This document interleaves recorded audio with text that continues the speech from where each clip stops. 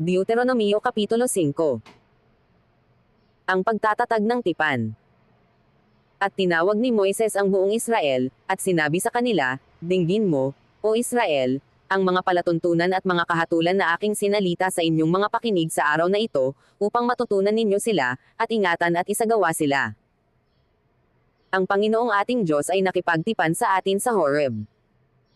Hindi pinagtibay ng Panginoon ang tipang ito sa ating mga magulang, kundi sa atin ngang nangarirитong lahat na buhay sa araw na ito.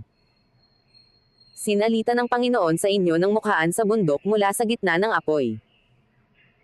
Ako'y tumayo sa pagitan ng Panginoon at ninyo ng panahong yaon, upang ipatalastas sa inyo ang salita ng Panginoon, sapagkat kayo'y natatakot dahil sa apoy, at hindi kayo samaampo sa bundok winking face, na sinasabi.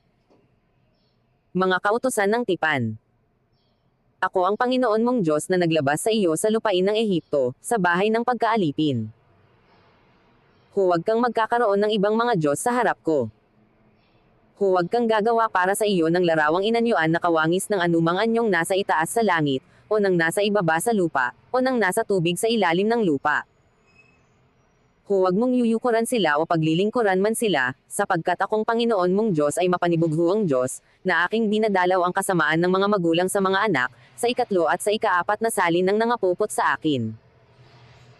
At pinagpapakitaan ko ng kawan ang libu-libong umiibig sa akin at tumutupad ng aking mga utos. Huwag mong babanggitin ang pangalan ng Panginoon mong Diyos sa walang kabuluhan, sapagkat hindi aariin ng Panginoon na walang sala ang bumanggit ng kanyang pangalan sa walang kabuluhan.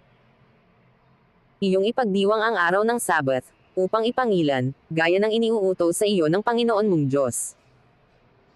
6 na araw na gagawa ka, at iyong gagawin ang lahat ng iyong gawain. Ngunit ang ikapitong araw ay Sabat sa Panginoon mong Diyos, sa araw na iyan ay huwag kang gagawa ng anumang gawa, ikaw, ni ang iyong anak na lalaki ni babae, ni ang iyong aliping lalaki ni babae, ni ang iyong baka, ni ang iyong asno, ni anuman sa iyong hayop, ni ang iyong taga-ibang lupa na nasa loob ng iyong mga pintuang daan, upang ang iyong aliping lalaki at babae ay makapagpahingang gaya mo.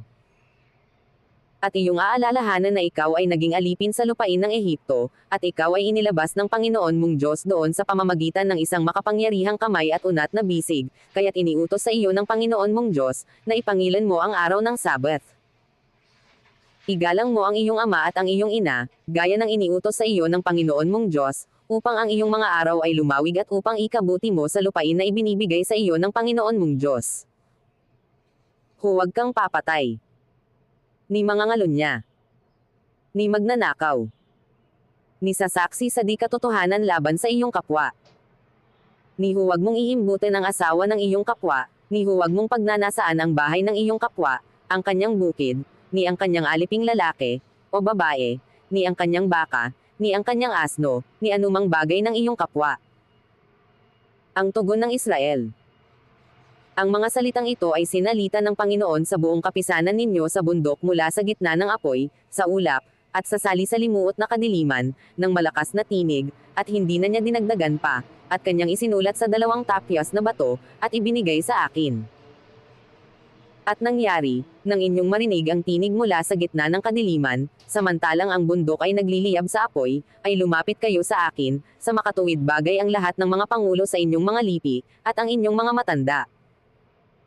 At inyong sinabi, narito, ipinakita sa amin ng Panginoon nating Diyos ang kanyang kaluwalhatian at ang kanyang kadakilaan, at aming narinig ang kanyang tinig mula sa gitna ng apoy, aming nakita sa araw na ito, na ang Diyos ay nakikipag-usap sa tao, at siya'y buhay. Ngayon nga, bakit kami mamamatay?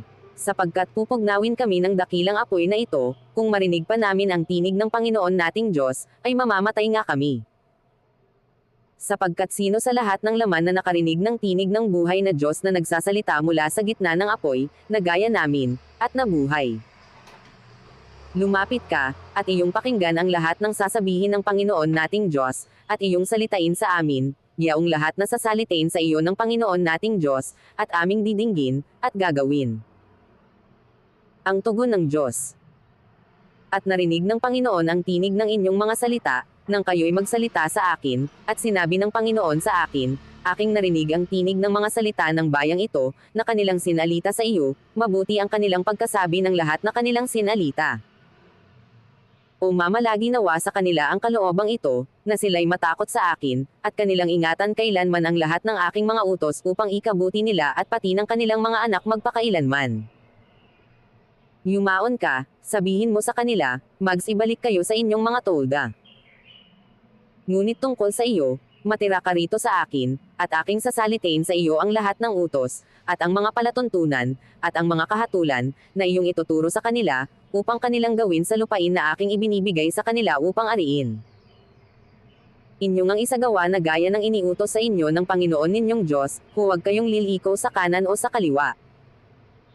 Kayo'y lalakad ng buong lakad na iniutos sa inyo ng Panginoon ninyong Diyos, upang kayo'y mabuhay, at upang ikabuti ninyo, at upang inyong mapalawig ang inyong mga araw sa lupain na inyong aariin.